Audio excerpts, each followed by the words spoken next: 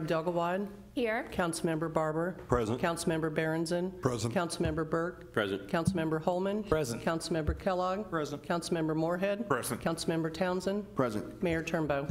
Present. In following tonight with our Pledge of Allegiance, and it seems like an ongoing moment of silence that we've had the last few times. Tonight, if you came into City Hall, you may have noticed that our flag was at half-staff. It is in honor of U.S. Army Staff Sergeant Sean DeVoy, who died on September 12th in the line of duty during a training exercise at Fort Hood. The governor has asked that the flags be held at half-staff. And so today when we rise, we'll pause for a moment, and then we'll go into the Pledge of Allegiance. So please rise with me.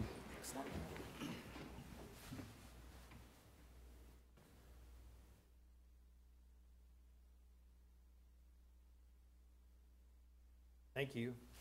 I pledge allegiance to the flag of the United States of America and to the republic for which it stands, one nation under God, indivisible, with liberty and justice for all.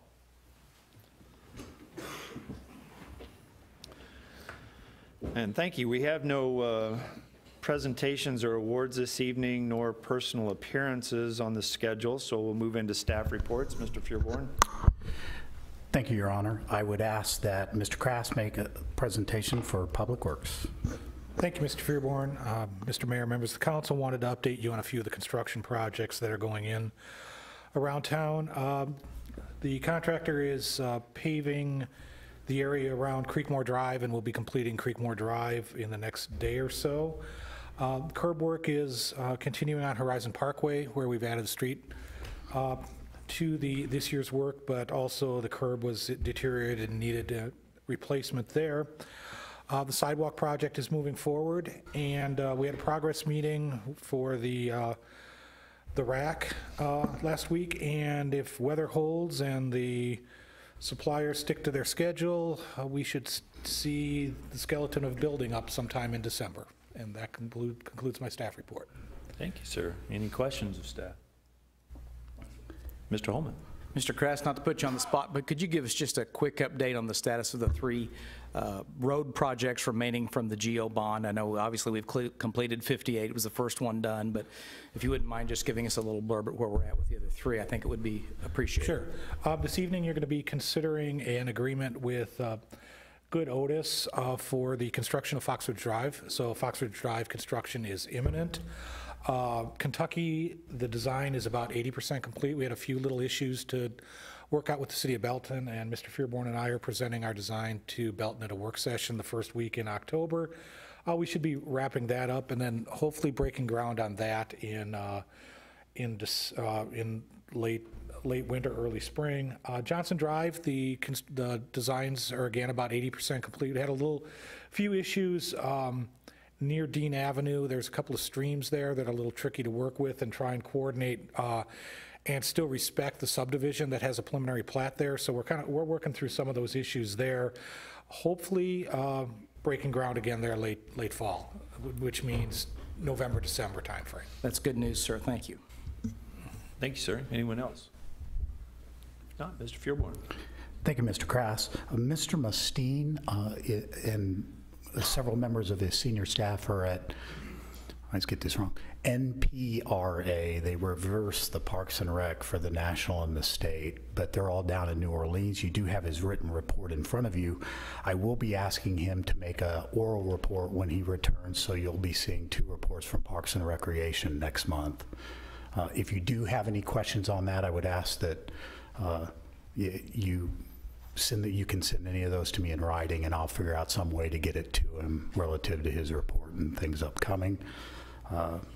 So that concludes the Parks and Recreation report, I suppose. Any questions? Mr. Ullman. Just a comment to pass on to Mr. Mustine. I know that we had the industry group from the I think it's a girls softball that they talked with last week, according to his report. And they had their first tournament this weekend. My son was working out there with those baseball fields full on Saturday, and then as they were wrapping up on Sunday, it looked like it was going really well, and it's good to see that we're we've got more interest now in Recreation Park, especially with the upgraded amenities that we've got there. So I think we can look forward to even more future tournaments as we keep marketing that facility. I thought that was really good news, and should pass on our thanks to Mr. Mustine and the Parks Board. Anyone else? Go ahead, sir. Thank you, sir. I would ask Mr. Eakey to make a communications report this evening.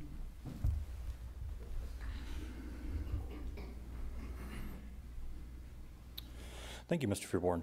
Along with the written report, I wanted to use this opportunity, as we have each month, to highlight, a specific program or opportunity within the communications department.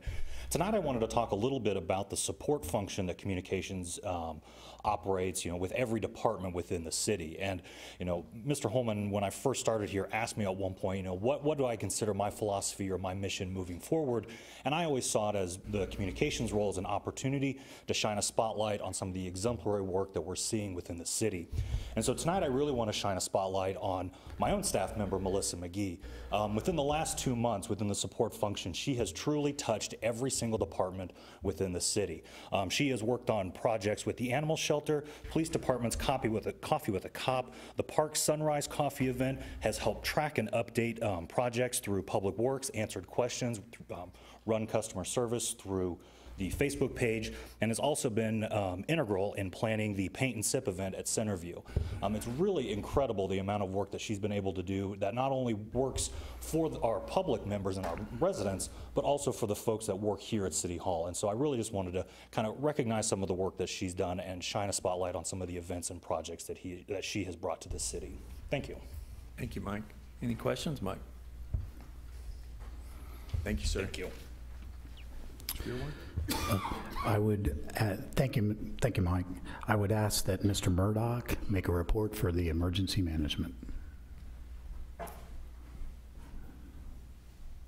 Good evening, Mayor and members of the council. This past weekend at Fall Festival, if you braved the heat and came out and stood with us for a little while, and I know some people did, the Emergency Management Department tried to focus a little bit on what is the state of preparedness of our individual homes and families within the city of Raymore by focusing our particular booth on showing residents what a go bag would look like for them in an emergency, and then some of the items that they would need to have on hand within their home.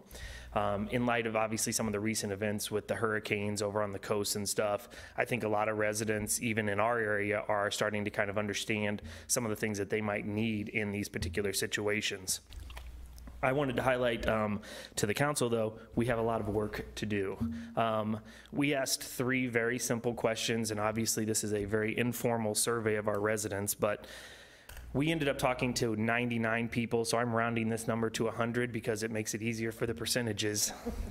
But we asked them 3 very basic questions. We asked them the first question of, do you have an emergency kit within your home and a go bag that is ready at essentially a moment's notice?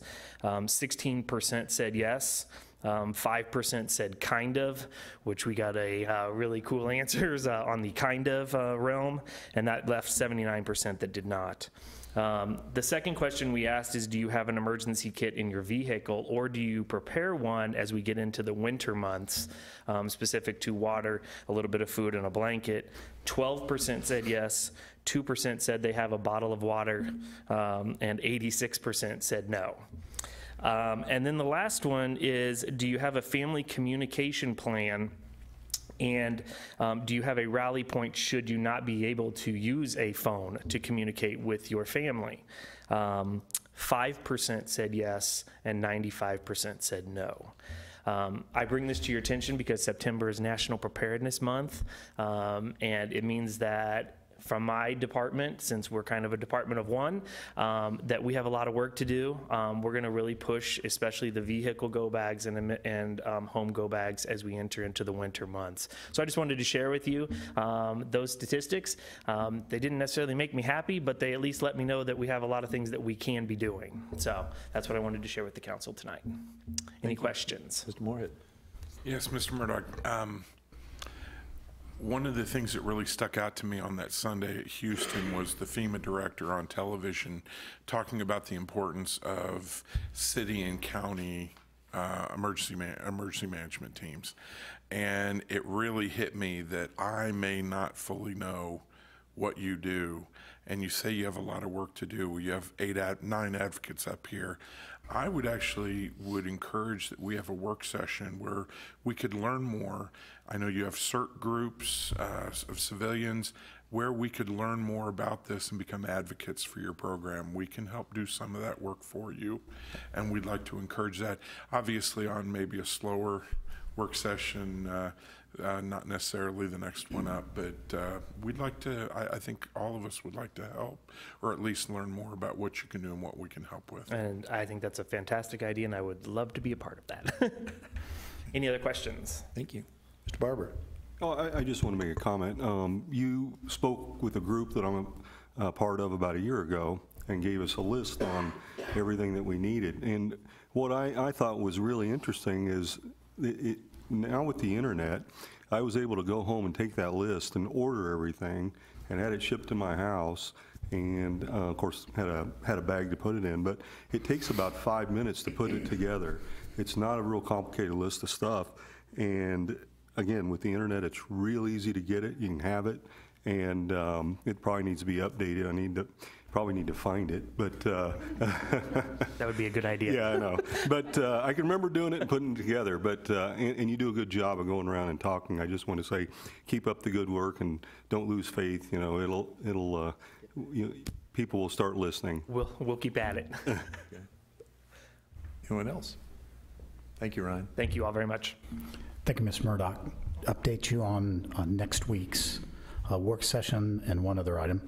The current agenda for the work session next Monday night, October 2nd, item number 1 will be an update from Mr. Crass.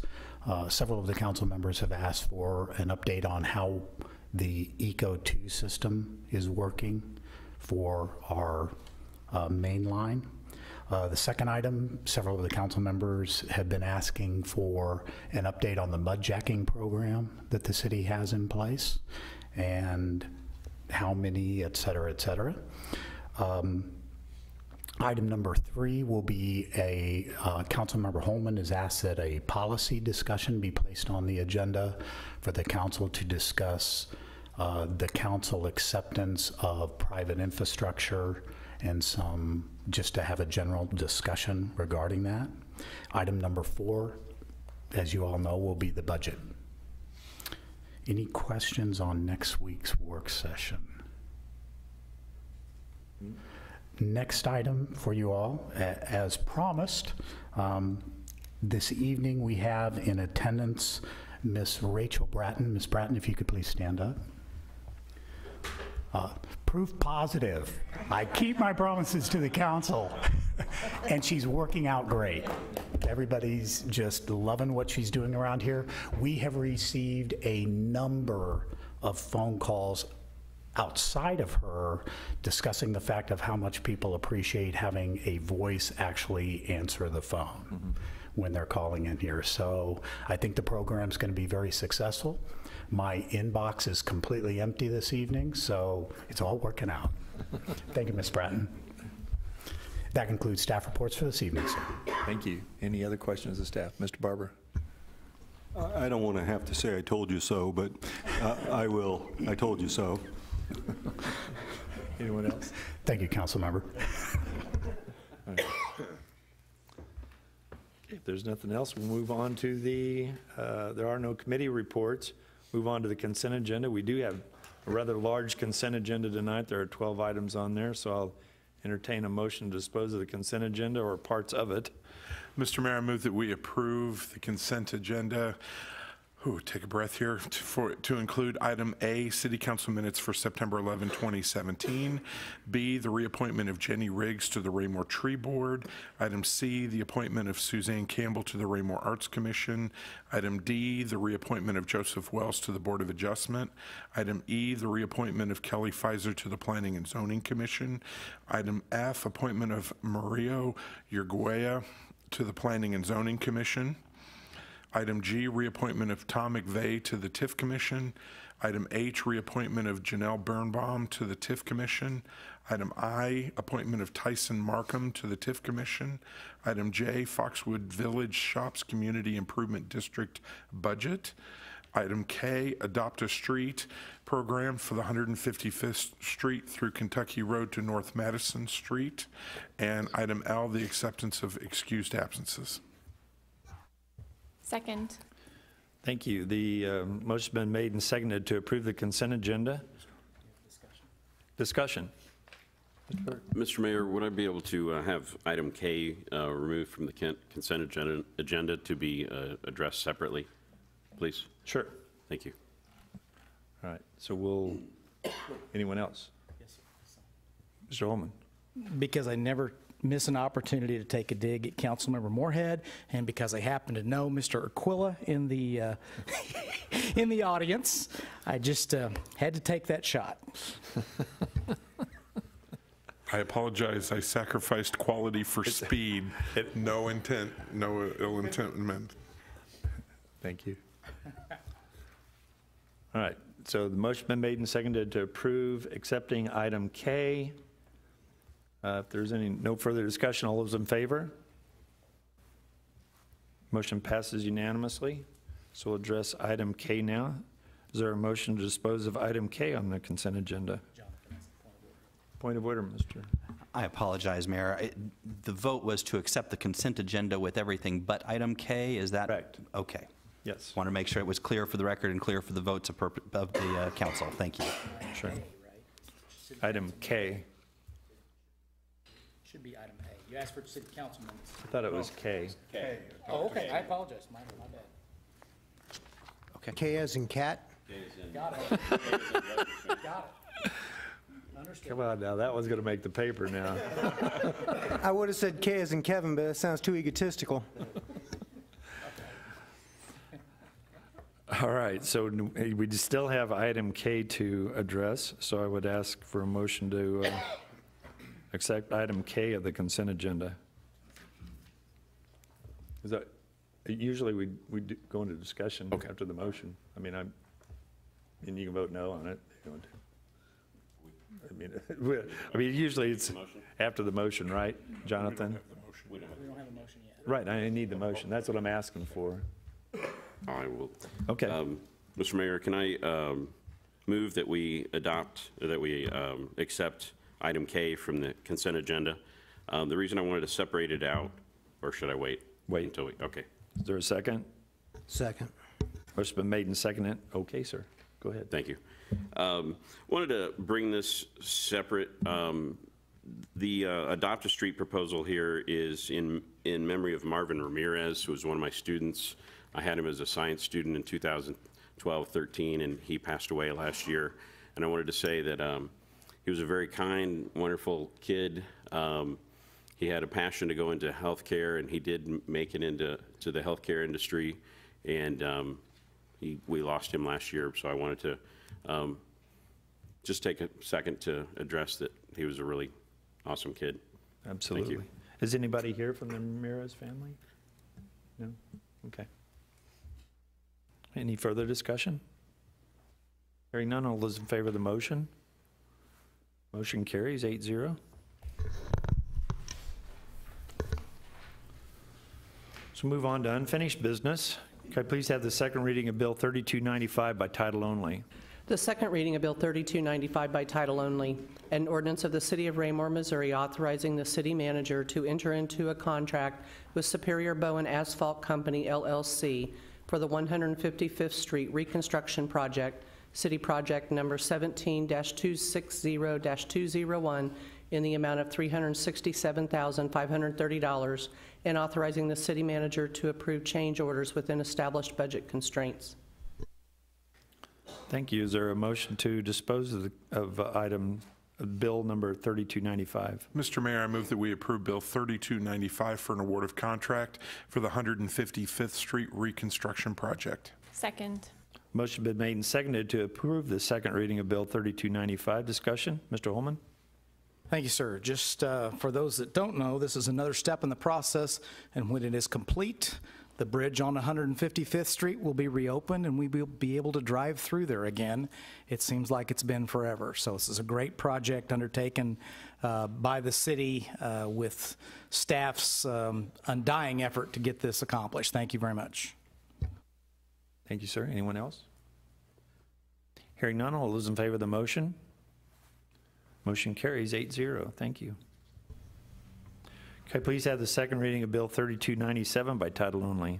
The second reading of Bill 3297 by title only, an ordinance of the City of Raymore, Missouri, authorizing the city manager to enter into a contract with Hedinger Excavating, LLC, for the Silvertop Sanitary Sewer Project, City Project Number 17-274-201, in the amount of $62,952, and authorizing the city manager to approve change orders within established budget constraints. Thank you. Is there a motion to dispose of the second reading of Bill 3297? Mr. Mayor, I move that we approve Bill 3297 for an award of contract for the Silvertop Sanitary Sewer Project. Second. Motion been made and seconded to approve Bill 3297. Any further discussion? Hearing none, all those in favor of the motion? Motion carries 8-0. Thank you. Okay, please have the second reading of Bill 3299 by title only.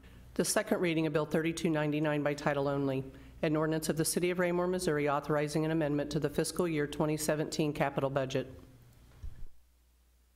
Thank you. Is there a motion to dispose of Bill 3299? Mr. Mayor, I move that we approve Bill 3299 for a budget amendment for the Silvertop Sanitary Sewer Project. Second. Motion been made and seconded to approve the second reading of Bill 3299. Any further discussion? Hearing none, all those in favor of the motion? Motion carries 8-0.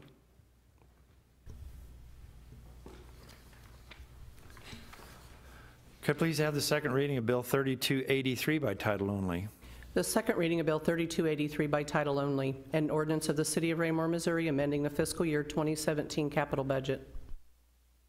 Is there a motion to dispose of Bill 3283? Mr. Mayor, I move that we approve Bill 3283 for a budget amendment for the Creekmore Low Pressure Sewer Reimbursement Project.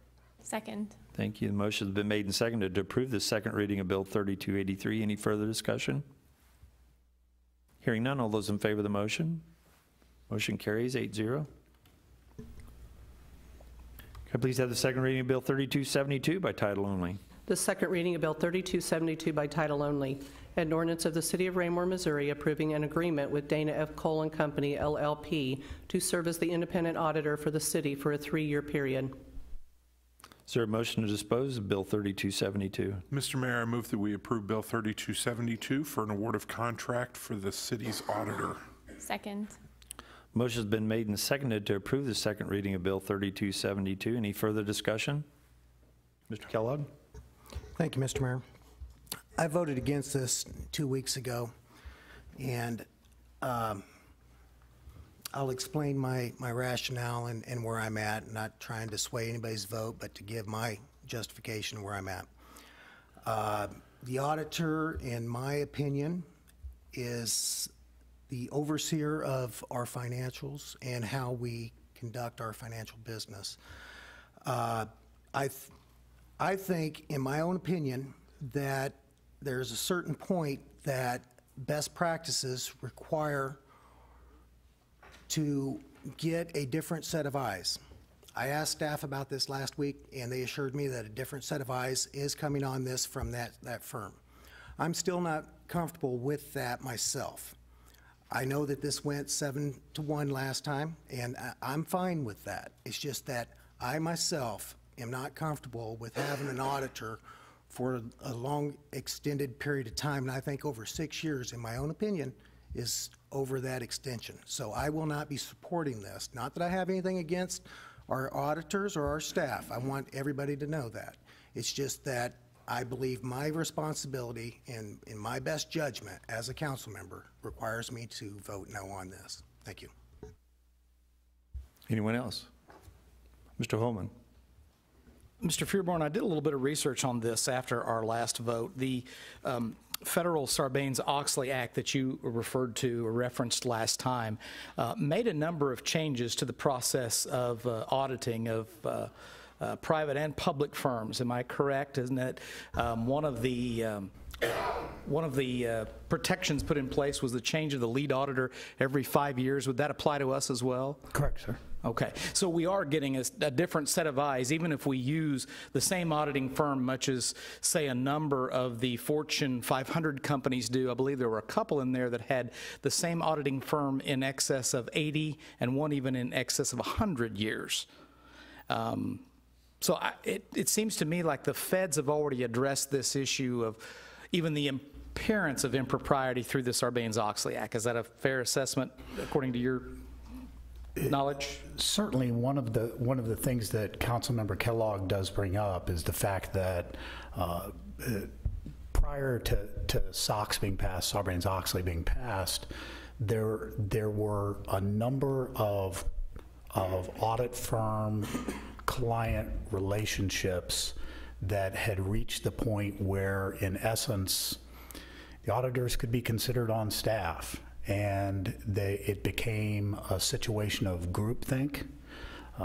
Auditors were involved in the decision-making processes that led to bad decisions being made within the financials and bad financials. Illegal financials in some cases. Sarbanes-Oxley was a sweeping legislative action to avoid those types of relationships, came up with a number of best practices within the Act that, of course, we strive to follow in every aspect and even exceed. But the Act itself became the best practice for the auditing industry and for those using auditors, and we do try to exceed those whenever we can. But yes, indeed, a number of the issues that are concerns were addressed within SOX. Thank you. Thank you, sir. Anyone else? Mr. Moorhead. I'll keep this kind of brief.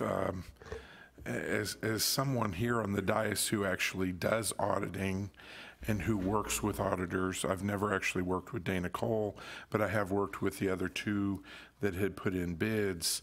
One of the things that I think people fail to realize when an auditor comes in, that the auditors are not looking for accuracy, they're looking for material consistencies. And in this particular instance, I think one of the things that we're not realizing is the very process that we're going through tonight is the check on the system to ensure that, like as Mr. Fairborn pointed out, we're not just having somebody in-house. They've been scrutinized. These are, all three are very large established firms that do auditing, but it's important to note that almost all the data that is reviewed is prepared by the city, not by the auditors. And I've never been in an instance, at least in recent times, I know the county is very conscientious of best practices in this, and we have changed our auditors because of that recently to ensure that very concern. So the county is leading the charge regarding that, but I would point out that in this particular instance, I think we're actually doing that tonight, and I'm glad we're doing that. Like I said, I've even represented a CPA who lost his license for falsifying an audit. Those are kind of the days of the past, and I think the city is also doing a fantastic job here. The request for qualifications was sound. All three auditors were reviewed. The criteria used that Ms. Watson stated 2 weeks ago clearly was impartial and objective, and so I am confident in the city's choice of Dana Cole. Thank you, sir. Anyone else? I do know that with the passage of the new act, that it's not just you can lose your license over it, you can be criminally charged with any kind of in federal court. So clearly, and if you've ever been around here during an audit, those aren't our favorite people in the room. I mean, we kind of stay away from them. You know? It's like, I've been around for a lot of audits, and I've never seen any hand-holding going on. But in jest there, sorry about that. Keep it light here. So is there nothing else? If not, all those in favor of the motion? Opposed? It passes 7-1, 7 yes, 1 no. Could I please have the second reading of Bill 3296 by title only? The second reading of Bill 3296 by title only, an ordinance of the City of Raymore, Missouri, amending the fiscal year 2017 operating budget. Thank you. Is there a motion to dispose of Bill 3296? Mr. Mayor, I move that we approve Bill 3296 for a budget amendment for the fiscal year 2017 operating funds. Second. Motion been made and seconded to approve the second reading of Bill 3296. Any further discussion? Hearing none, all those in favor of the motion? Motion passes 8-0. Could I please have the second reading? Whoops, hold on. New business, that's right. I didn't turn the page over here. Thank you. All right, we're on to new business now. Can I please have we have a public hearing tonight on our sidewalk on undeveloped lots. And this is going to be confusing in and of itself. I've been coached on it twice and will probably still screw it up, but we'll work on it here. So could please have a staff report on the sidewalk on undeveloped lots. Thank you, sir. I'd ask Mr. Cataret to make this report. Thank you, sir. Before we get into the individual public hearings, that I would like to do a brief staff report on the Sidewalk and Undeveloped Lot program. Just to introduce this program to the new council members. It's been a year since we've gone through these public hearings. So our Unified Development Code does include language that requires the owner of a vacant, undeveloped lot to install sidewalk upon that lot when certain threshold requirements have been met. So the code specifically reads, the owner of any undeveloped lot with any subdivision shall be required to construct sidewalk upon the lot when 66% of the lots on the same side of the street in the same block already have sidewalk, and it's been at least 3 years since the first certificate of occupancy was issued for that subdivision phase. So in January of each year, staff does a review of the city, and we compile a list of those lots that now meet the threshold requirement. Because as new homes are being built and developing subdivisions, the construction of new homes may trigger the requirement on a undeveloped lot that's on that same street segment. Once we develop that list, a notice is sent to the lot owner requiring installation of the sidewalk by August 1st of the year. So they basically have an eight-month time frame to install the sidewalk. If the sidewalk's not installed on that lot that received notice or a building permit issued for a home upon that lot, the lot owners then provided notification of a public hearing that's held in September for City Council to determine if the city's going to install sidewalk upon that lot and levy a special assessment for the cost of the city installing that lot. If the council does determine sidewalk would be installed on any of these lots, the lot owner is then notified of the requirement, but also it told that the requirement to install the sidewalk does not become in effect. The city won't install the sidewalk until September 1st of the following year.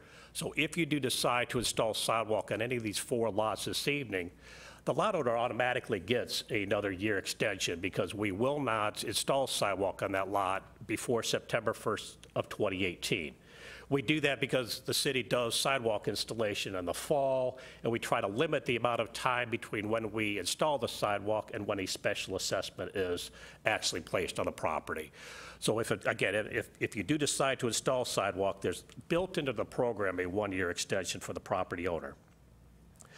So this past January 1st, 2017, staff identified 6 undeveloped lots that met the threshold requirement. 2 of the lot owners did comply and have sidewalk installed.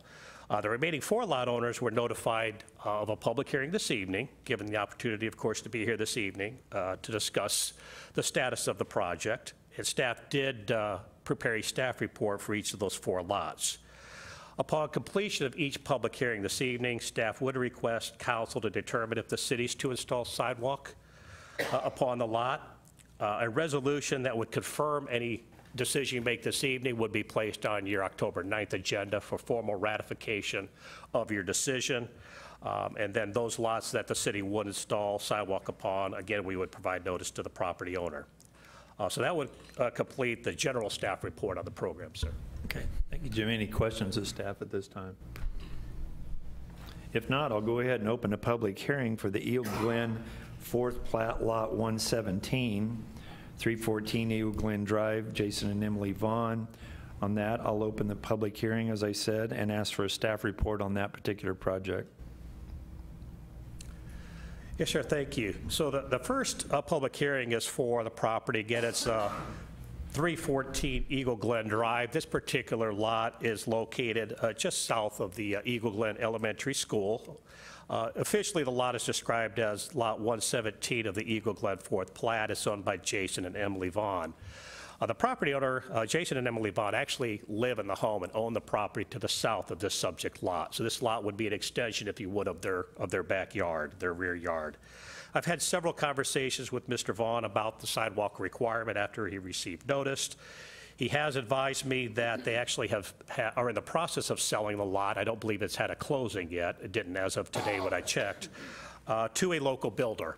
The builder would then assume the responsibility for installation of the sidewalk. I would have to believe that the builder would construct a home on the lot that they are purchasing. They've been constructing homes on the other undeveloped lots at Eagle Glen subdivision, so they're familiar with the subdivision and with our rules, but the responsibility would transfer to that new owner. I indicated that this lot is south of Eagle Glen School. This is the only undeveloped lot in this 4th plat. It is a critical link for pedestrian connectivity to the elementary school. Staff did submit proposed findings on this particular request. And again, we asked council to accept the proposed findings and include Eagle Glen 4th Plat, Lot 117 in the resolution for installation of sidewalk. That concludes staff report. Thank you, sir. Any questions of staff? There is a public hearing on this item. If anyone from the public would care to address this particular issue at this time, please step forward and state your name and address for the record. If there are none, I'll close the public hearing on this particular item and ask for a motion to dispose. Mr. Mayor, I move that we accept the city's findings and find that the city is to install the sidewalk on the undeveloped lot and levy a special assessment against the lot for the cost thereof regarding the Eagle Glen 4th Plat, Lot 117, commonly known as 314 Eagle Glen Drive. Second. I think we were asking for a resolution, correct? We were asking to move forward with a resolution and accept your findings of fact on that particular matter. Could I get a little clarification on that? That is correct, sir. Staff would ask for the motion to be to advance this item to you all for a resolution, because we have the code calls for that process. Then I will rescind my previous remarks and make a motion that we accept the city's findings of facts and advance the matter to the City Council for resolution regarding Eagle Glen 4th Plat, Lot 117, commonly known as 314 Eagle Glen Drive. Thank you, sir. There we go. Second. Okay, motion made and seconded. I won't even try to repeat that. Any further discussion? All those in favor of the motion? Motion carries 8-0. Thank you. I'll open the public hearing on the second item, the Lamora Estates 1st Plat, Lot 29, 420/422 Chrysler Drive, 350 Properties LLC, and ask for a staff report. Thank you, sir. This property, the 420/422 Chrysler Drive, it is a lot that will contain a duplex upon the lot. It is located in Lamora Estates 1st Plat, Lot 29. It is at the very northern end of Chrysler Drive at the cul-de-sac. This particular lot is adjacent to the Timber Trails Greenway, the trail that runs from Lucy Webb Road up to Dean Avenue. So it does run beside this property, and so this sidewalk would provide a connection to that trail. I have not had contact with a representative of 350 Properties. I believe Mr. Jeff Page is the owner of 350 Properties LLC. I did submit proposed findings of fact for your consideration, and staff does ask council to accept those findings and include Lamora Estates lot first plat, lot 29, in the resolution for installation of the sidewalk. Thank you, sir. Any questions of staff?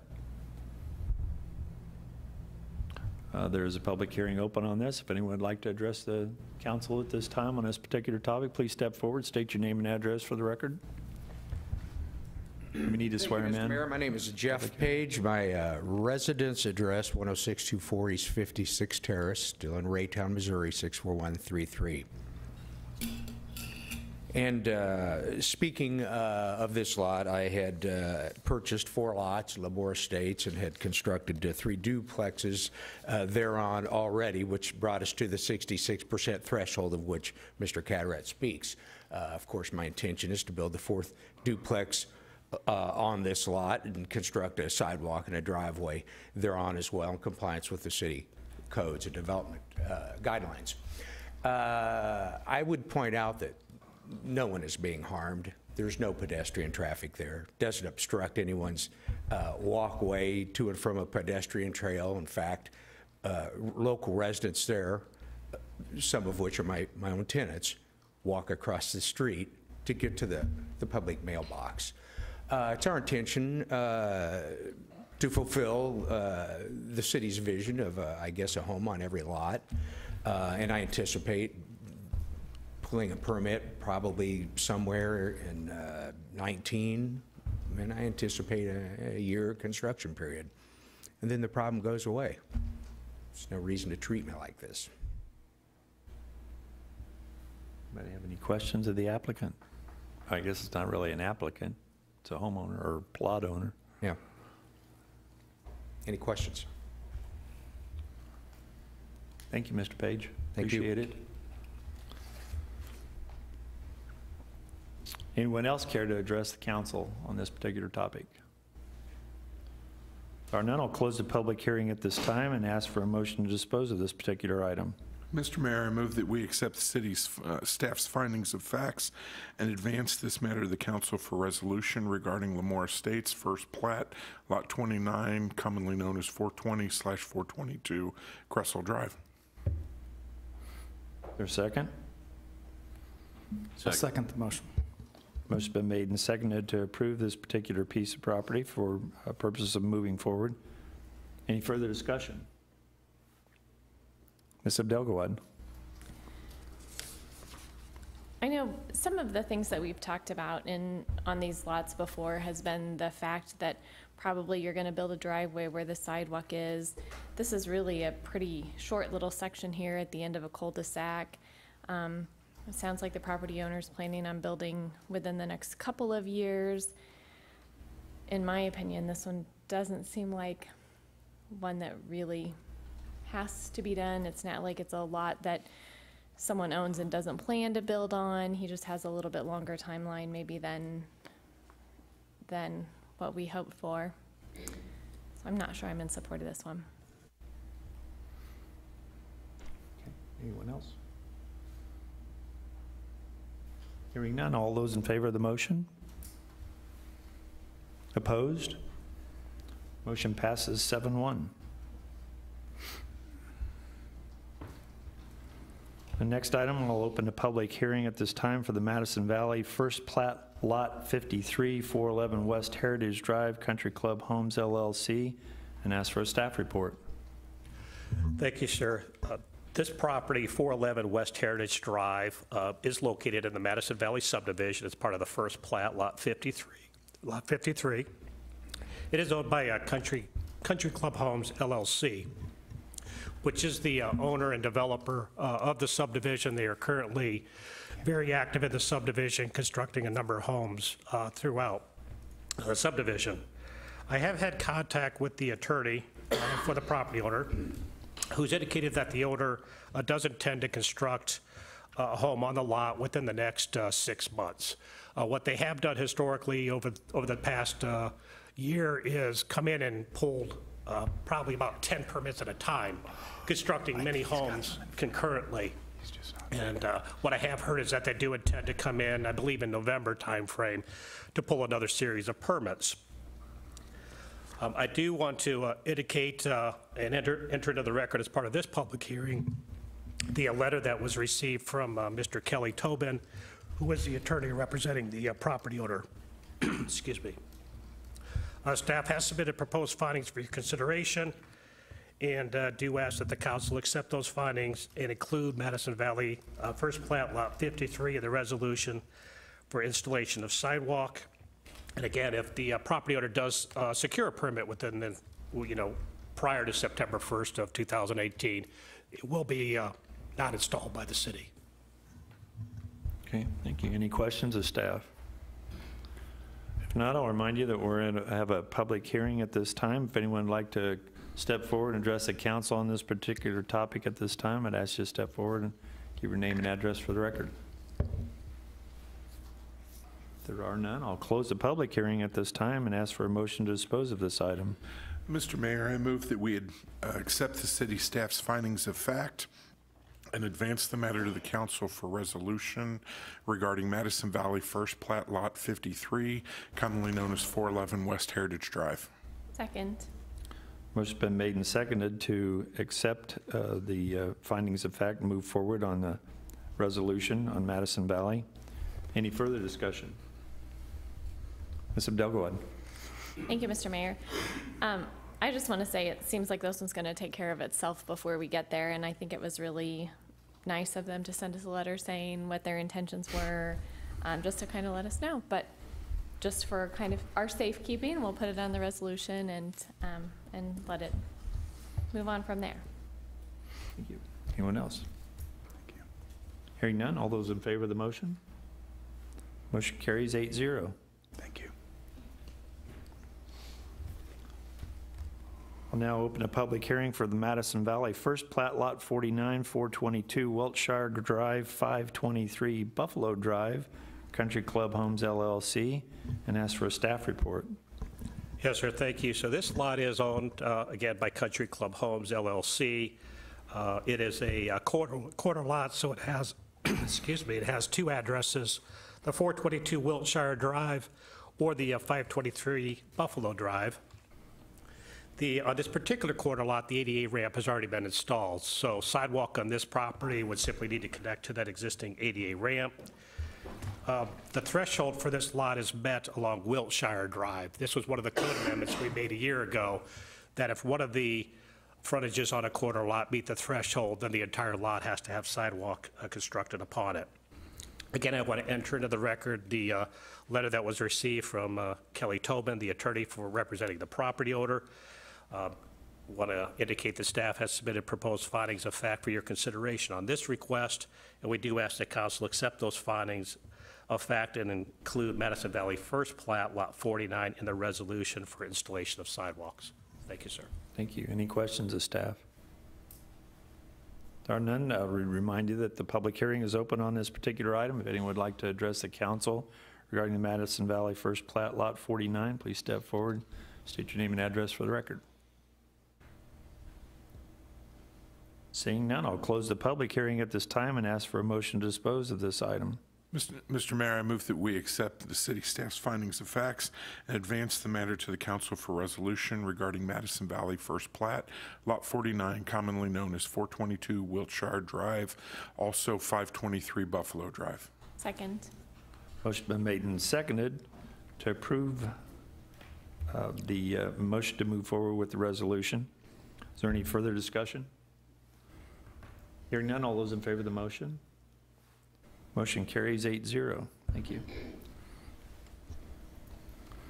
Move on to item B, which also requires a public hearing, but I'll ask for a reading of Resolution 1758 first. The reading of... I'm sorry. Yes. Just a point of order, you need to close the public hearing on the previous item. Did I open a public hearing? I thought I just went to the staff report. Okay.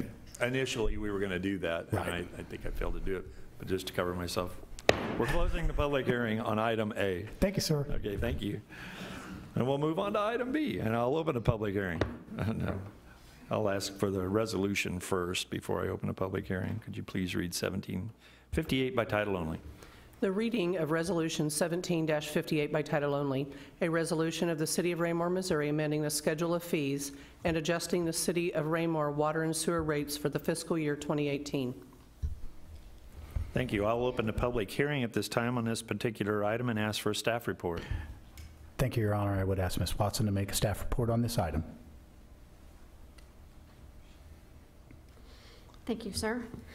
The item before you today is to formalize the discussion that we had last Monday regarding the staff's recommendation with the water rates, the tap fees, and the deposits for the utilities. The recommended rates, as discussed last Monday, is staff's annual proposal based on the break-even rate model that city voted to start using about 9 years ago.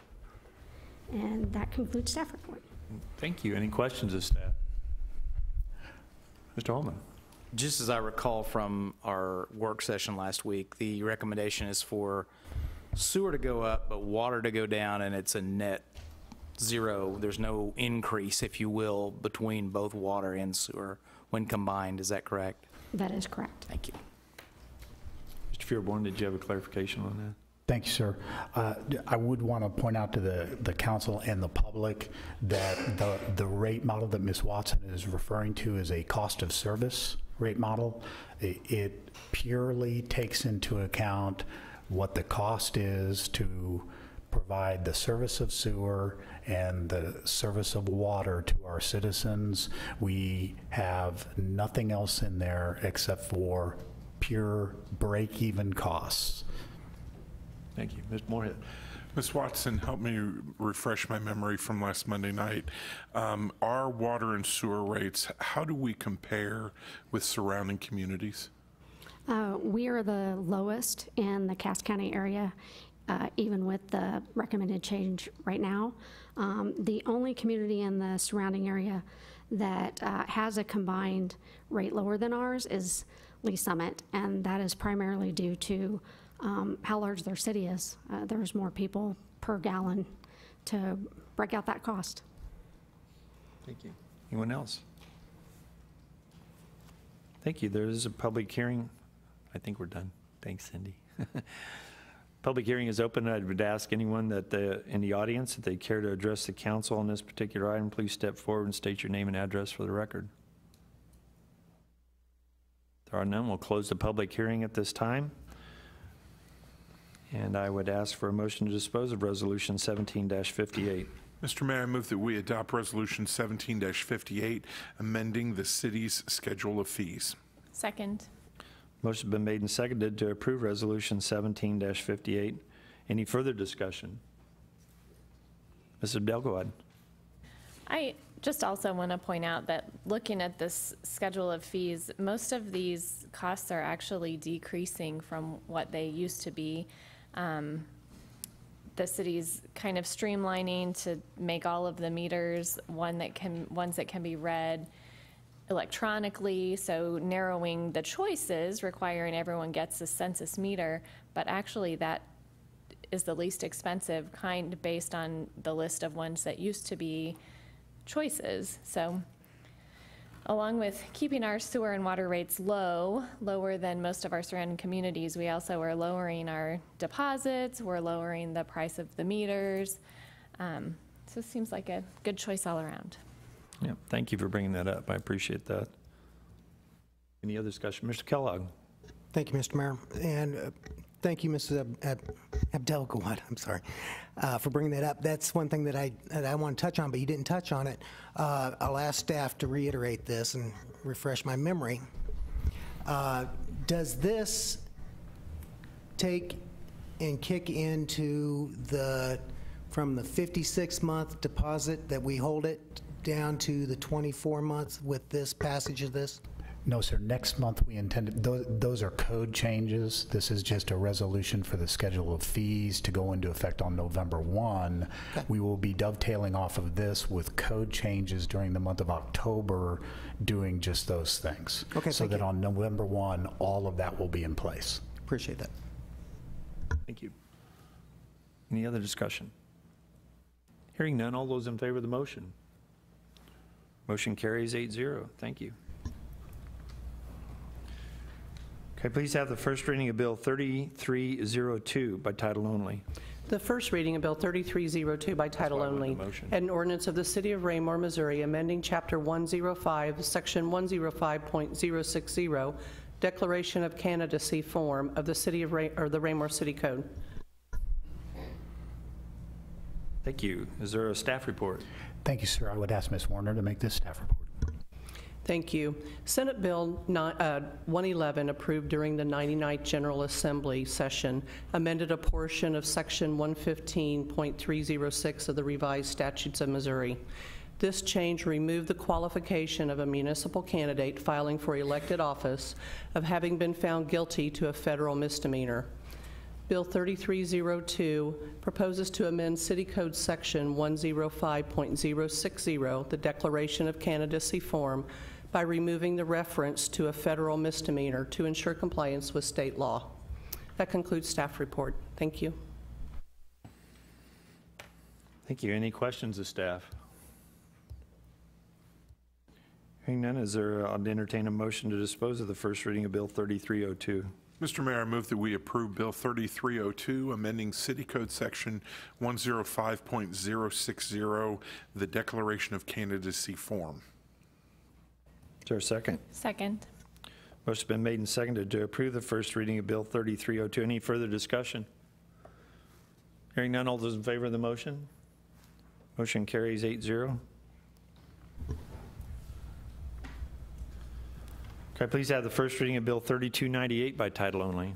The first reading of Bill 3298 by title only, an ordinance of the City of Raymore, Missouri, authorizing the city manager to enter into a street improvement reimbursement agreement with Good Otis LLC for Fox Ridge Drive from its current terminus at approximately Old Paint Road to Dean Avenue.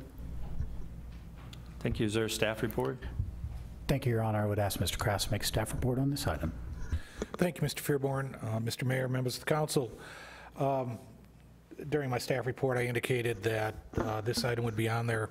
Council will recall South Fox Ridge Drive was included in the GO bond election last year that was approved by the voters. Good Otis LLC has approached us to construct Fox Ridge Drive as part of the Meadowwood development. They're getting ready to construct the third phase. Number of advantages to doing this, especially when you have an active subdivision. It's easier to balance the dirt work with the cost savings there. There's also some utility work that needs to occur as part of Fox Ridge Drive. There's a sanitary sewer extension that goes under the box culvert. There's also some water main in the area. This is then borne by the developer. So it's a good partnership all around. I will note that our reimbursement agreement is for the up to $700,000. The current estimate we have received and reviewed from the developer is $571,304. We do recommend approval of this agreement.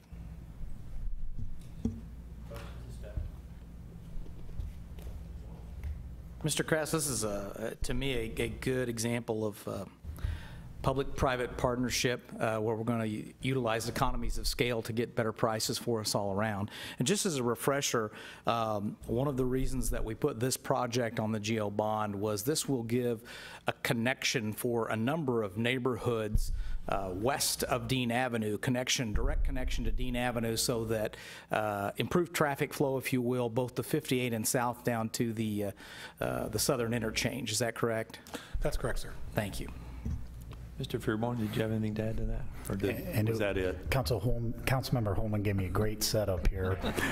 The other reason that we did this was to spur development, similar to the Sunset Drive agreement. And one of the reasons we were realizing economies of scale with this particular item is that Good Otis LLC is doing this as part of an overall project. Because this road is going in, they are now doing the housing development that is associated with this particular road section. So it's working all the way around. We have not seen one of these go in that has not spurred future development. So good plan on the part of the council. That concludes staff reports, sir. Thank you, sir. Any further questions of staff? Hearing none, I would entertain a motion to dispose of Bill 3298. Mr. Mayor, I move that we approve Bill 3298 for the approval of a reimbursement agreement with Good Otis LLC for the construction of Fox Ridge Drive. Second. Motion been made and seconded to approve the first reading of Bill 3298. Any further discussion? Hearing none, all those in favor of the motion? Motion carries 8-0. Thank you. Can I please have the first reading of Bill 3300 by title only? The first reading of Bill 3300 by title only, an ordinance of the City of Raymore, Missouri approving the final plat of Prairie View of the Good Ranch, lots 1 through 65 and tracts A through E, a subdivision of land located in part of the southeast quarter of Section 20, Township 46 North, Range 32, part of the northeast quarter of Section 29, Township 46, Range 32, and part of the northwest quarter of Section 28, Township 46, Range 32, Raymore, Cass County, Missouri. Thank you. Is there a staff report? Thank you, sir. I would ask Mr. Cataret to make the staff report on this item. Thank you, sir. Good Otis LLC is requesting approval of a replat of the Prairie View of the Good Ranch subdivision. This is a single-family subdivision that was originally approved back in 2006 to be built on the south side of Hubach Hill Road, just to the east of the Stonegate subdivision. The subject property is zoned R1P, so it's a single-family residential planned zoning district. The planned zoning overlay provides a couple of adjustments to setbacks similar to the Stonegate subdivision. So the lot sizes, setbacks, configuration of the lots, very similar to what you would see in the Stonegate subdivision itself.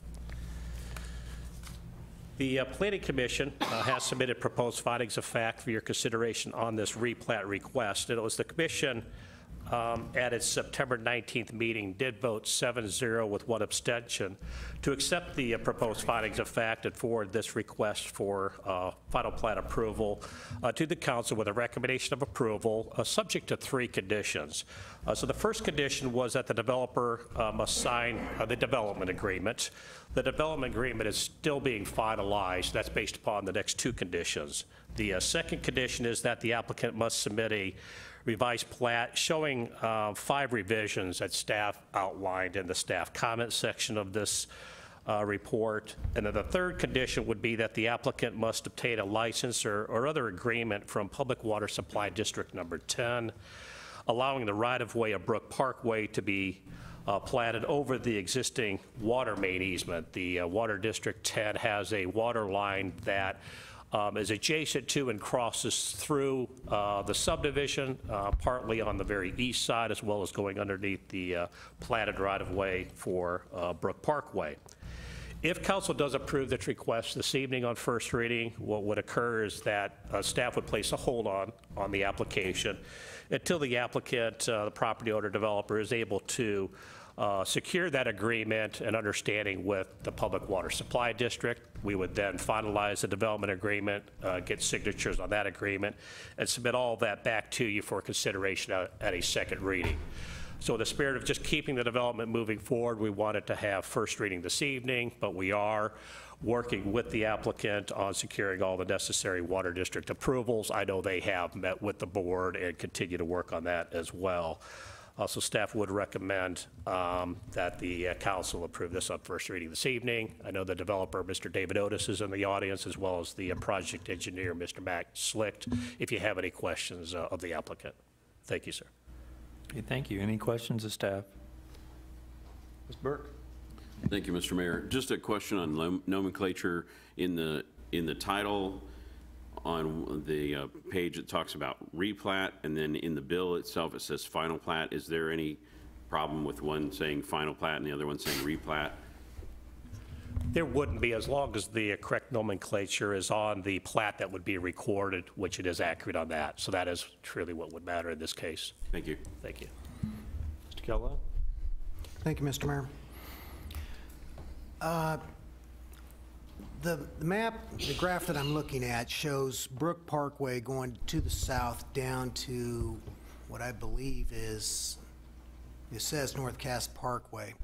Is that the road that we have blocked off down there that goes off just, is that the same street I'm looking at there? Yes, sir, it is. Brook Parkway is blocked off at its intersection with Hubach Hill Road, as well as that segment of North Cass Parkway is blocked off as well. So Brook Parkway is already in place, correct? It has been constructed. It has not been accepted by the city at this time. Okay. Okay. Just, I'm kind of curious about that. But I think it's too early in the process, but I may have some questions of staff after this. Anything else? Ms. Abdel, go ahead. Thank you, Mr. Mayor. I'm just curious, Mr. Carteret, I don't know if you know the answer to this question. What kind of price range of homes are we looking at in this neighborhood? Do you know? I would need to call the applicant if I can to answer that, if he's willing. If you don't know the answer to that yet, it's okay. I know you're in the early stages.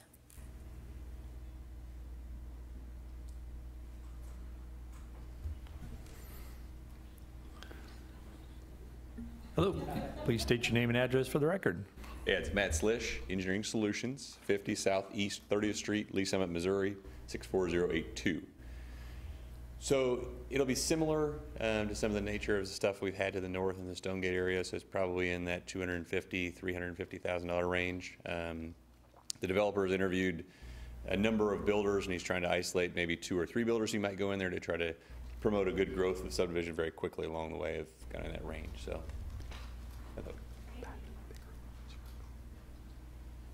Thank you, sir. Any other questions? Matt? Thanks, Matt. Mr. Fearborn. Just 2 items to conclude staff report on this particular issue, sir. The city council may remember that this particular subdivision came before you with another builder's proposal to have these go to small lot, more density within. It is my understanding that Good Otis intends to bring this back to you, which was the original proposal, with the larger lots and the larger homes on each of those lots. So we're back to that point. That was number 1. Number 2, would like to point out, Mr. Carteret, one of the conditions that they're going to have to get approval from the Water District involves the actual service line going into the house and where that easement is. Could you describe that briefly to the council, and then I'll have a follow-up to that? Yes, sir. So one of the comments that staff had under staff comment number 13 was for the final plat to actually show the location of where the Water District utility easement will be for the service lines that are within the subdivision. So I talked about the one line that goes underneath Brook Parkway. That is a main transmission line. But off that line, they'll actually construct water mains that service the individual lots of the subdivision. The Water District requires a exclusive 30-foot easement for their water main itself. So that's exclusive, not part of the right-of-way, not part of the city easement. We always require a 10-foot easement along the property line.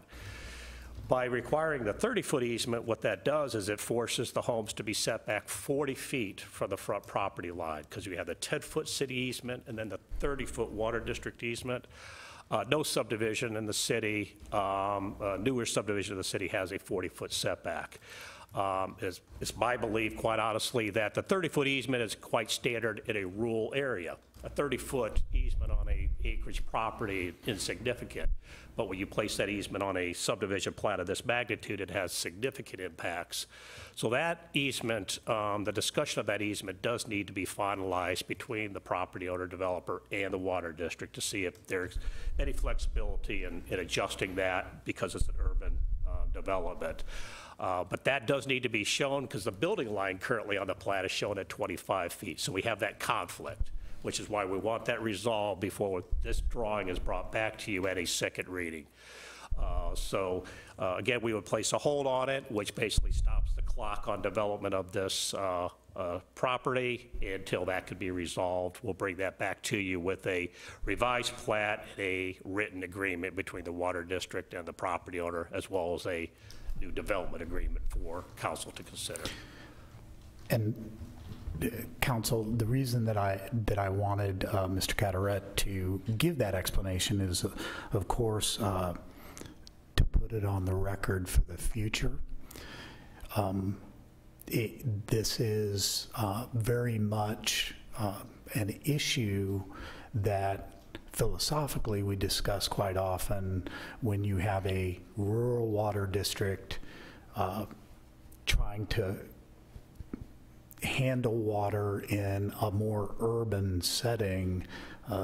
You end up with conflicts like this that arise. These sorts of easements are certainly fine on very, very large rural tracts of property, but when you start putting them into here, these problems arise. So I did want to be sure that we had this issue explained to you all in detail and on the public record. That concludes staff report tonight, sir. Thank you. Any other questions of staff?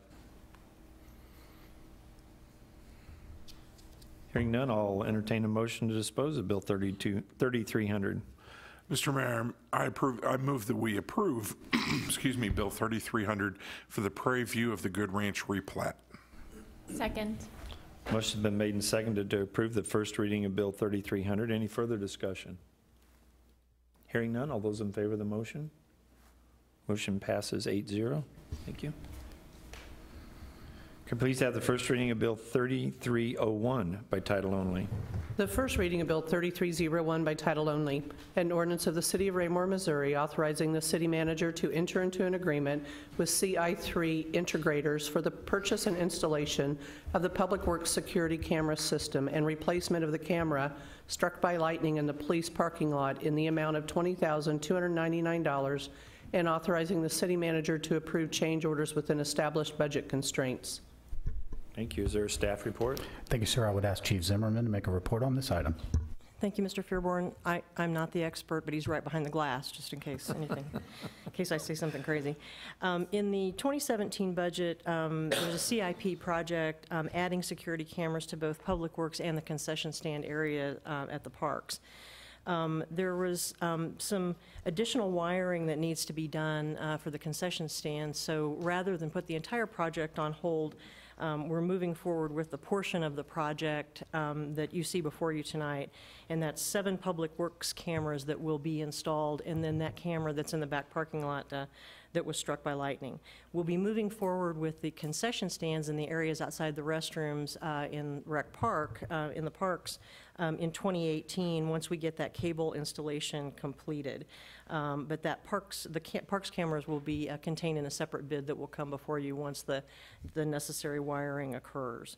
The RFP was issued for the Public Works security cameras with that alternate quote also for the police camera that was fried, and CI3 Integrators was the best, lowest, and most responsive bid, and their rep, Brian Erickson, is in the audience tonight if you have any questions for him. Thank you. Any questions of staff?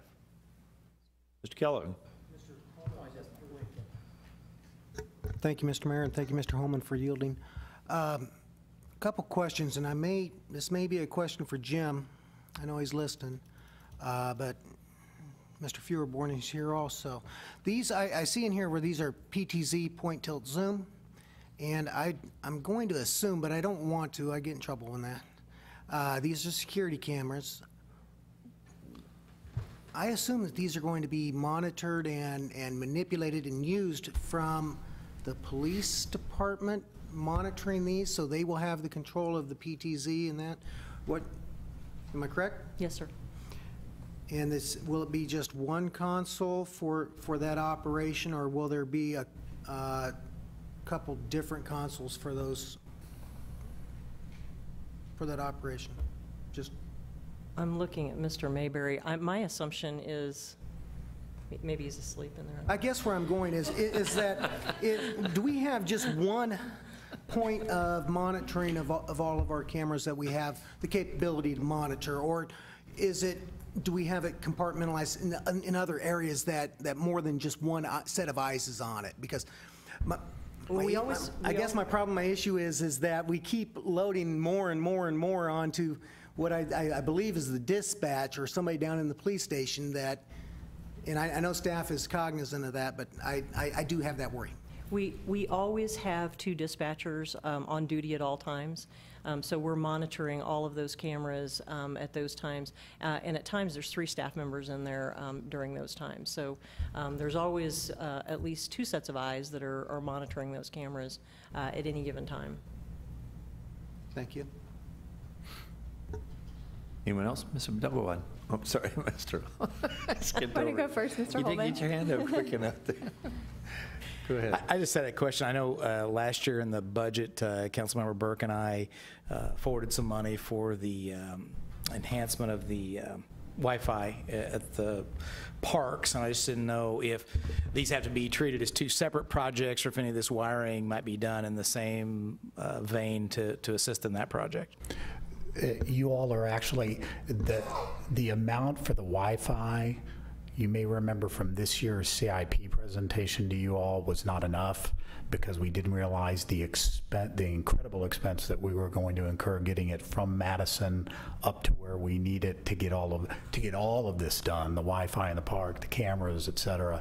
So as soon as that CIP gets approved this year, and assuming that the council keeps this very important item in, not the lobby, then we will be moving forward with the second part of this bid. Thank you. Ms. Abdelgawad?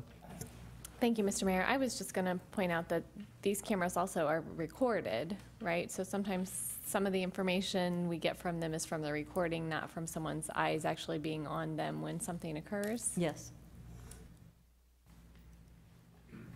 Anyone else? Thank you. If there's nothing else, I'll entertain a motion to approve the first reading or to dispose of the first reading of Bill 3301. Mr. Mayor, I move that we approve Bill 3301 for an award of contract for the Public Works security cameras. Second. Motion been made and seconded to approve first reading of Bill 3301. Any further discussion? All those in favor? Motion carries 8-0. Thank you. Could you please read Resolution 1751 by title only? The reading of Resolution 17-51 by title only. A resolution of the City of Raymore, Missouri approving and adopting a Section 457 deferred compensation plan administered by the International City/County Management Association. Thank you. Is there a staff report? Mayor, members of the council, if I could provide the staff report this evening for this matter. This matter does involve the deferred compensation plan for Mr. Fearborn, which is why he's stepping out for this portion of the discussion, which makes sense. You'll recall that in early March and end of March of this year, the council had the opportunity to negotiate with Mr. Fearborn regarding the amendment and continuation of his employment agreement with the city to serve as city manager. As part of the amended agreement, Mr. Fearborn included within it the contractual obligation, or the city accepted a contract with a contractual obligation that the city contribute an amount equal to 5% of Mr. Fearborn's gross base salary to a deferred compensation plan maintained, managed, and operated by the ICMA-RC. We have since that time had the opportunity to meet with representatives of ICMA-RC in order to answer any questions and procedurally establish what needs to be done in order to complete the process of setting up that 5% deferred compensation plan. We are presenting to you this evening Resolution 1751, which incorporates the requirements from ICMA-RC. They have required that the plan be adopted and established by resolution, which we are providing this evening. And basically what will end up happening is the funds will be held in a trust identified as Vantage Trust. What staff would recommend as part of this is that 5% be provided for what Mr. Fearborn's base salary has been paid to date. So from March 27th, when the contract was entered into, until present, which would be a lump sum payment to catch up to present, and then following that, the staff recommendation would be that further payments be made on a per pay period basis at 5% of the gross salary. We have had the opportunity to review both the Vantage Trust as well as the declaration and materials provided by ICMA-RC. We've had answers to questions, and it would be the council serving as trustee with the main representative for human resources being the contact with ICMA-RC. That concludes staff report. I'm happy to answer any questions you might have. Thank you. Any questions? Thank you, sir. If not, I'll entertain a motion to dispose of Resolution 1751. Mr. Mayor, I move that we adopt Resolution 1751 for the adoption of Section 457 Deferred Compensation Plan with ICMA RC for the city manager. Second. Motion made and seconded to approve Resolution 17-51. Any further discussion? Hearing none, all those in favor? Motion carries 8-0. Thank you.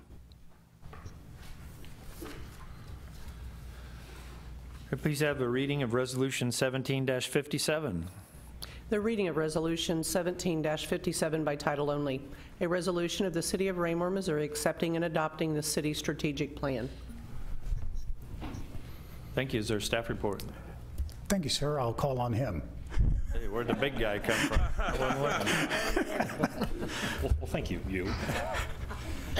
So in the summer of 2015, the City Council began a strategic planning process that would chart the path for our community for the next 10 years. To lay the foundation for this process, the Council held 3 community conversations and asked residents to propose and discuss what they viewed as priorities for our community as a whole.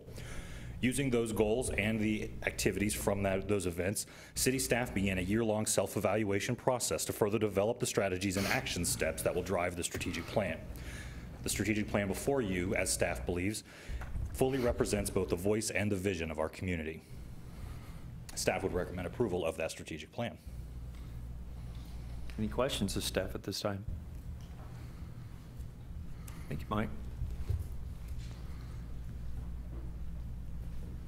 Is there a motion to dispose of Resolution 17-57? Mr. Mayor, I move that we adopt Resolution 1757 for the acceptance of the City Council strategic plan and the 2017-18 action steps. Second. Motion been made and seconded to approve the first reading of resolution, or the reading of Resolution 17-57. Any further discussion? I would say kudos, guys. I mean, it's an amazing document. I know all the work that staff, because I would come in during the day and you guys would all be in a strategic planning session. I know how much work that was, and it is an amazing document. Wished I'd had something like that when I was police chief here, to be honest with you, to work with. You guys are awesome. I really do appreciate that. Anybody else? What's Sonia? Thank you, Mr. Mayor. I just wanted to take a second and point out that this definitely isn't the first time we've seen this. The council's been a part of this process through the whole thing. We've had it at several work sessions, and so just to bring that out to anyone who happens to just be watching or paying attention tonight, this isn't something we take lightly, that we're just passing on along. I just want to be sure people know that. No, that's a good point. We've been included in that process throughout, and I do appreciate that as well. Mr. Feuerborn? And to that end, I have actually been asked to appear to a group of students, in front of a group of students in the School of Management. You will all remember Laura, who you worked with very, very closely. She has invited me to present to a group of students at the Edwards campus, KU Edwards campus, to discuss the process and specifically the staff-council relationship that was associated with that. She said their folks, you'll remember all of their volunteers who showed up, are still talking about this process. So they want it, from a city manager's perspective, we're kind of the elbow between the council and the staff on this. They actually want to hear it, and that's been some time ago that they were here, and they're still talking about it. So quite an honor for you all. Thank you, sir. Any further? Mr. Holman? Thank you, sir. Mr. Feuerborn, this is a long time in coming. A lot of hard work went into this for quite some time, and it's a document that we certainly are and can be proud of. But you know as well, when we started this conversation, we know that this document will not last in its existing form into infinity. Can you just kind of explain, I know we touched on it in the beginning, but it's been a while. Can you touch on the process for review or changes as needed to this document as the face of our city and the demographics and business model change? Yeah, would love to, sir. First of all, from the council's perspective, you will be seeing this document and the processes associated with this document once a quarter. It will not be a check the box document that you receive. Oh, did it, did half of it. You will actually be seeing meaningful feedback from staff on the action steps that are associated with the document. The mayor has called for there to be a follow-up community conversation to revisit the document with the public and our community whose input was so invaluable the first time to this. Staff, as we were putting together all of those, and you can see it reflected, constantly went back to those conversations that we had. The final point to be brought up is, you've heard me talk about this with the budget. This document is just as important. We want to be using this document as a skeleton around which we develop a very comprehensive plan.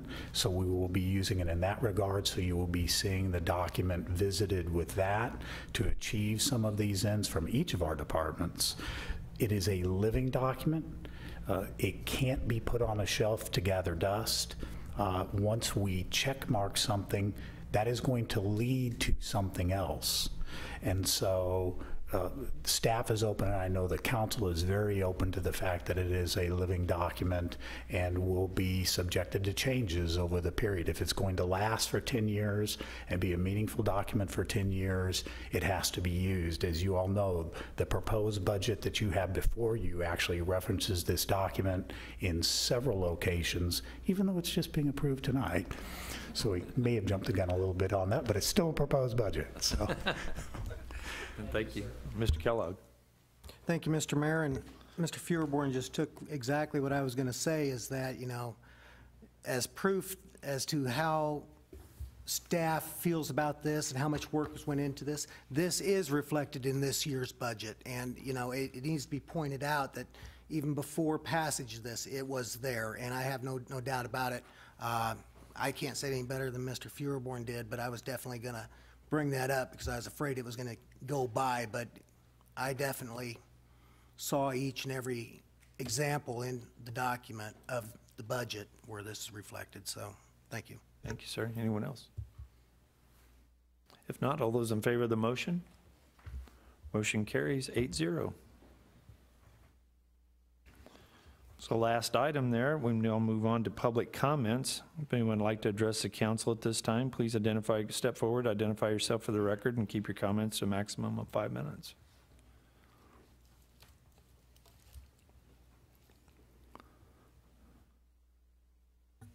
Mr. Mayor, council members, I just wanted to express my gratitude for the relationship that we have in working together with the staff. I wanted to thank the staff very much for getting this road to be extended. Even though it's only a 900-foot road, it's a very important road for the growth of the city. One of the things that we've been working on is, as you know, we've been trying to get commercial down on North Cass Parkway, and a lot of what we've been running into is that it's too rural to get the retail and everything in there. Traffic is going to help tremendously. I think that when that road is in, you're going to see a lot of the people coming down and getting to the interchange that way rather than going up to 58. So that'll help to bring the traffic in. And also with Prairie View coming in, one of the things that we've been concentrating on to increase the traffic is to increase the population down there, which is what needs to happen. And I think that working with the city has been great. We've got a really good relationship. And so there's going to be growth coming. And a lot of that's going to go to help pay off some of these financial obligations that we put in to get North Cass Parkway and the interchange in. So we've got some good things coming, and I hope to be in front of you quite often. Thank you. Thank you, Mr. Otis. We appreciate that. Anyone else? If not, we'll move on to mayor-council communication. I'll start on my far left. Mr. Kellogg. Thank you, Mr. Mayor, and thank you, Mr. Otis, for coming tonight. I appreciate your appearance, and I appreciate your kind words. It's not just 900 feet. It's an opportunity for both of us. that's one of those items that this council and the council before discussed extensively. How can we help relieve congestion on 58? And that was one of them. So hats off to you and hats off to staff for all the cooperation on both sides. Thank you again. And I couldn't agree with you more than what you said tonight. So again, thank you. I think that's all I got, Mr. Mayor. I'd like to thank you for tonight's moment of silence. You're very astute and always remembering that, and I appreciate that. So on behalf of this veterans kid, a very grateful citizen, thank you. You're welcome. Mr. Townsend. Thank you, Mr. Mayor. I'll try to make sure I use my Marine Corps voice tonight because I've been accused of being very quiet on several occasions. So I'll echo Mr. Kellogg's comments earlier to Mr. Otis. Thank you for your words this evening, as well as your efforts in the development of the area to the south there. As anything I've learned from Mr. Tapp in economic development, traffic counts help with commercial development, and the developments that are in the plans would definitely go towards that effort. So thank you with regards to that. And to the staff for last Friday, giving us a tour of Public Works, Mr. Crass and Mr. Musteen in his absence, of the Parks and Rec maintenance facilities. That definitely helps give me a perspective of the hard work and effort that goes on in their facility in supporting the city. That was definitely beneficial for me. So thank you for taking the time on a hot day and a Friday afternoon to kind of pause your efforts to kind of show us around as Mr. Bernstein and I, excuse me, John, I messed up your name. I'll just say John for now. Sorry, sir. But for showing us the time, because I know how it is. You probably went through and cleaned up for us, and that was not necessary. But thank you for coming out and taking the time for that. And I'll yield my time. Thank you, sir. Mr. Burke. Thank you, Mr. Mayor. I already made my statements with reference to Marvin Ramirez and condolences this evening. So that's it for me. Thank you. Okay, thank you. Mr. Moorhead. I'll first start off by our newer members of the city. We've already seen contribution from each of them, and we notice and appreciate it. I do have to say that since Ms. Bratton is here, first of all, you get picked on for any first meeting you ever attend. I will do the picking briefly by pointing out that we have tried to get you here for a long time. Thank you for the stereo. And one of the things that was mentioned, how important it was for the occasional filtering or slowing down of people taking up Mr. Fearborn's time. And I do recall calling about a week or two ago, and I got the hi, and I said who I was, and you went, oh. But you never explained whether that was good or bad. And that's a good thing. Keep me on my toes, all of us. So thank you, and thank you for being a part of the team. I want to thank our emergency management director for showing up, and I do think that would be a very informative work session for us, especially because I know one of the things that I wanted to make sure while we're in our budget discussions was whether or not that department had proper funding, which a discussion would aid that. Shifting over to our volunteers, thank you, Mr. Townsend, for messing up somebody's name, so I'm not the only one tonight for doing so. But as a member of Ward 2, I want to thank you for volunteering to be a part of the team. I apologize. I will get your name right. But I'm glad you're a part of that. I had the opportunity to serve on P&Z as well, and that was invaluable for me, and I know you'll enjoy that. And I want to thank all the volunteers and all the appointments and reappointments. You know, we survive not just by a limited few, and it's been wonderful to see volunteers come on our boards who later become council members. So it's a wonderful contribution. Last thing I'll say is regarding our property owners. You know, I've had the pleasure, Mr. Otis, of seeing the depths of our relationship and all your patience and some of the frustrations and things you've had to deal with, and I appreciate your whole team being patient with us as well, working with us. So I have no doubt we'll have a great relationship. But we also have another property owner in the room, and you know, it's funny, we're on the sidewalk issue.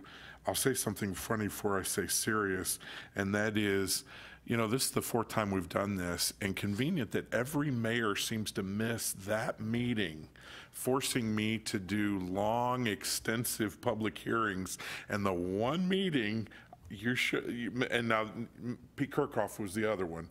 There's only 4 items on here, and what was Mr. Carteret that first year was 70. Oh my goodness. Yeah, we were here on a Saturday for hours. So funny that there was only 4, and so anyway.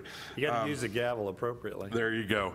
But I do want to say that that is a very difficult issue, and I know we've had a number of discussions regarding that, and we've looked at rules, and we've even kicked things back for planning and zoning to review language, and very sensitive that. I do want to say and remind everyone on this that sidewalks are not going to be put in next week. As Mr. Carteret mentioned, that there's a significant period of time there for a process to occur.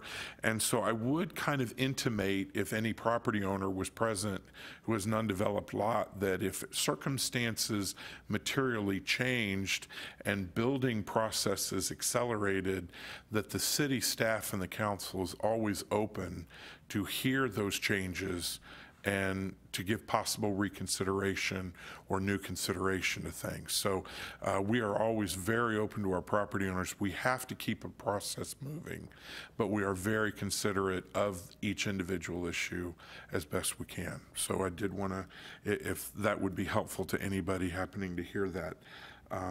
And I am also excited about our ECO2 discussion. I know that's crazy, but that sewer, I don't want to call it what I've phrased it in the past, but the thing that bursts little air down the sewer pipes is actually pretty interesting to talk about, and I'm excited to see the results. And I did enjoy, Mr. Burke and I were out there at the farmer's market last week, had a wonderful time, a little windy, but beautiful weather, wonderful to see everybody coming out, and the Fall Festival was wonderful this year. Very well attended the times I was there. We had good weather, although it was pretty muggy, but glad to see Raymore coming together as a family. Thank you. Thank you, sir. Mr. Holman. Thank you, Mr. Mayor. I wanted to open up with all the restaurants are now open in the marketplace at the corner of Dean and 58. I think Firehouse Subs was the last one to go. Qdoba was right before that, and Mod Pizza had been open for some time, as well as Panda Express. These places look beautiful at night. They're lit up well, and it seems to be very busy. So what a great economic development for our city going forward. Still 2 storefronts in there yet to be filled, but I think as those get filled, people are going to have trouble. They're going to have to park in the back quite a bit because business seems to be doing very well there, so that's good news. I want to say thank you to all of our volunteers. There's a lengthy list of either appointments or reappointments on your behalf tonight, Mr. Mayor. I want to let everybody know that we appreciate those people stepping forward and giving of their time freely to make the city of Raymore a better place. Thank you very much for that. I want to say welcome to Rachel. I've already met her before. I called her Rebecca up until a couple days ago, so I got her name right finally. Glad to have you on board. And the last thing I have is I believe we have one American government student, either that or just a real big fan of the city council. Back there in the corner, you kind of got the long end of the stick tonight because we went over an hour and a half. The last 2, I think, were around the hour mark. But usually try and give the Cliff Notes version to anybody that's here, in case you missed some of it. A number of appointments or reappointments. The board, the mayor rather, is keeping our boards and commissions fully staffed so that they can continue their section of business within the city, and you can find the names in the agenda. We did a number of vendor selections and authorizing those vendors to do work on behalf of the city, necessary work. There's a couple of other things in here. You obviously heard the discussion on the sidewalks that need to be put in, and really kind of as a general overview, that's about it. Those are the major things that went on. I think you probably got the details on the rest. But I know my son was actually here for the very first meeting of the year since school opened. And so if I gave it to them, I got to give it to everybody. So good luck with your paper and your project. You have to do the Four Corners project as well, I take it. Good luck. That's all I have, sir. Okay, thank you. Mr. Barber. Thank you, Mr. Mayor. Mr. Moorhead, everything that I had written down in my notes to comment on, he touched. But since technically this is my time, I guess I can use it however way I want. Ms. Bratton, I want to recognize you again. Thank you, much needed. Our city manager does need help, and you probably know that by now. I want to really thank the community volunteers, and you know, from a citizen of Raymore, I understand this city doesn't run without these people, and it's very important. And I guess what was really encouraging is we got to look at the list before the mayor brought this forward, and there was quite a few people on the list, and that's encouraging to see that. And I don't want people to be discouraged, because there's always changes in that. There's people that have to do something else or leave or whatever. So keep your name up to date on the list, and because you just never know. But that's all I got, and thank you. Thank you, Mr. Mayor. I'm going to do a little bit of echoing what people have already said. Welcome, Ms. Bratton, to the Raymore team. I also greatly appreciate the volunteers that we have on all of our boards and commissions. We had some new people volunteer for some of those jobs, and some people who recommitted to working with the city in those volunteer positions. And as the other council members said, that's very important. We couldn't do what we do without all of our volunteers.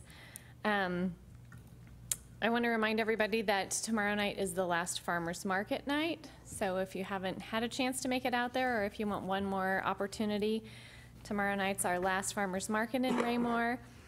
I want to remind everybody, I mentioned it at the last council meeting, that on October 18th, Mr. Berenson and I will be doing a Ward 4 Town Hall meeting at Centerview, the building back here behind City Hall. So if you live in Ward 4, want to know what's going on in Ward 4, we invite you to come and join us on October 18th at Centerview.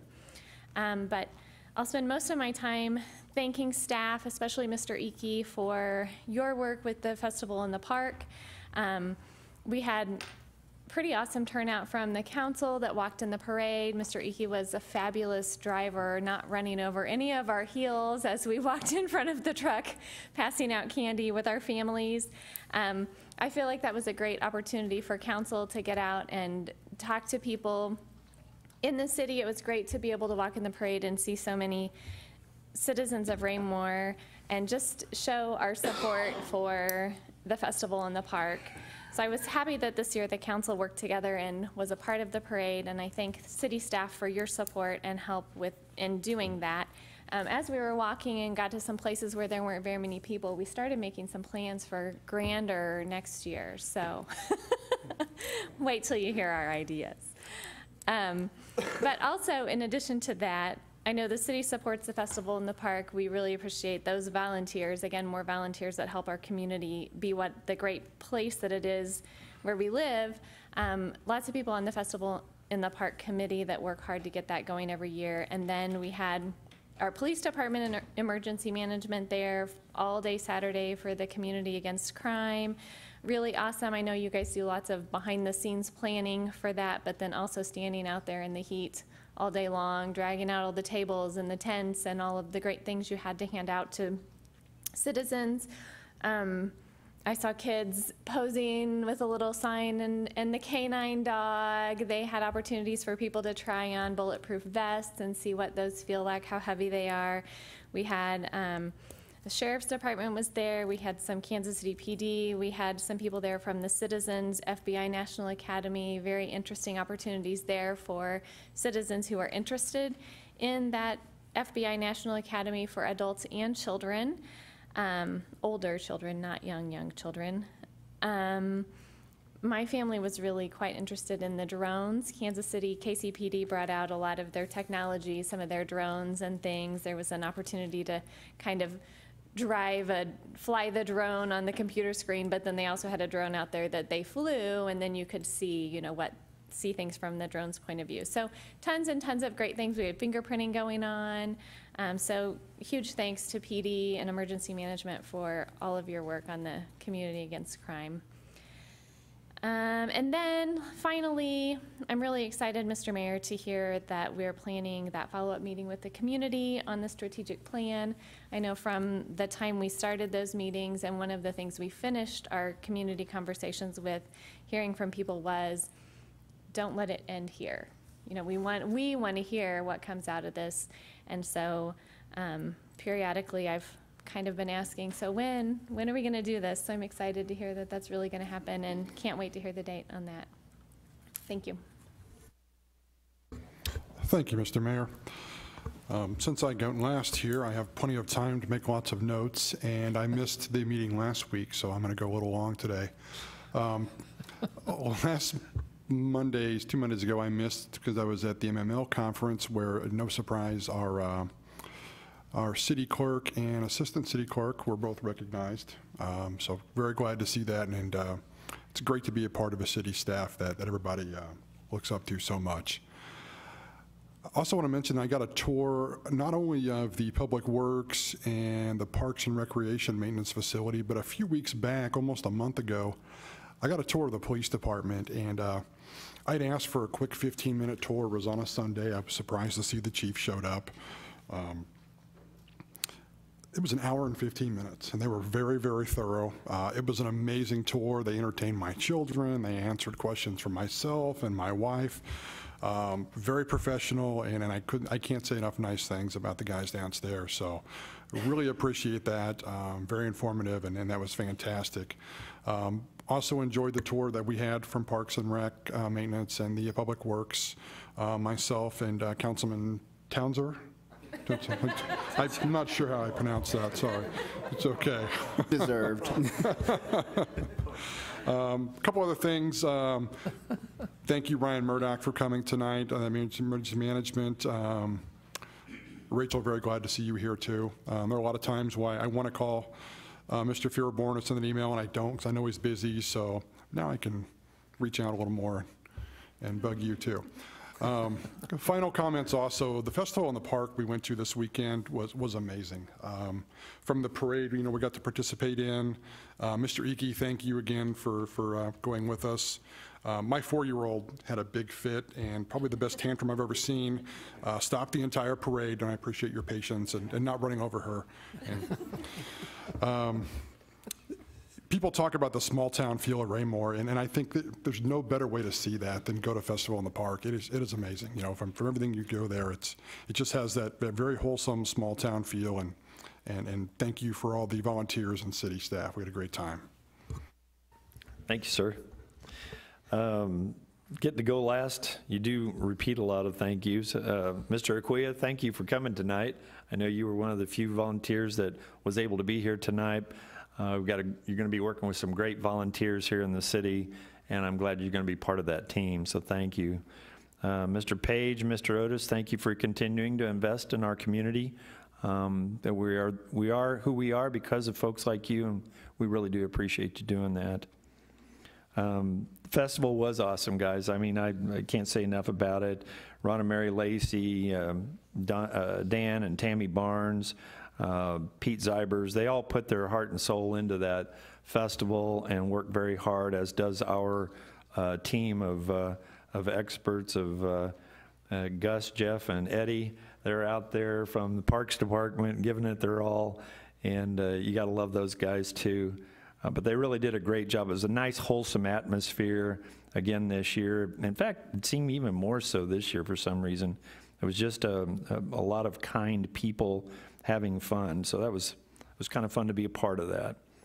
And if anybody cares, I'm having a coffee with the mayor at Foxwood Springs on Friday morning at 9 a.m. I'm going to try to start doing that around town from time to time. And Melissa is helping me with some bullet points, and I think is going to come up and hold my hand through that process. Tell her thank you for that, so I don't stumble over things too much.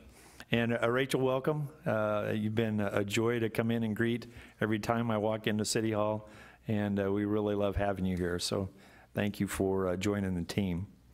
And that's all I have. Do we have a reason to go into executive session? We do, sir.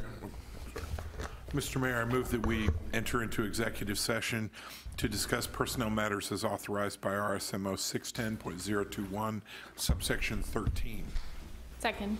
Motion's been made and seconded. Could I please have the roll call? Councilmember Abdelgawad? Yes. Councilmember Barber? Yes. Councilmember Berenson? Yes. Councilmember Burke? Yes. Councilmember Holman? Yes. Councilmember Kellogg? Yes. Councilmember Moorhead? Yes. Councilmember Townsend? Yes. Thank you. We'll move into executive session now, and we will adjourn from that and come back into the regular session for adjournment. Thank you.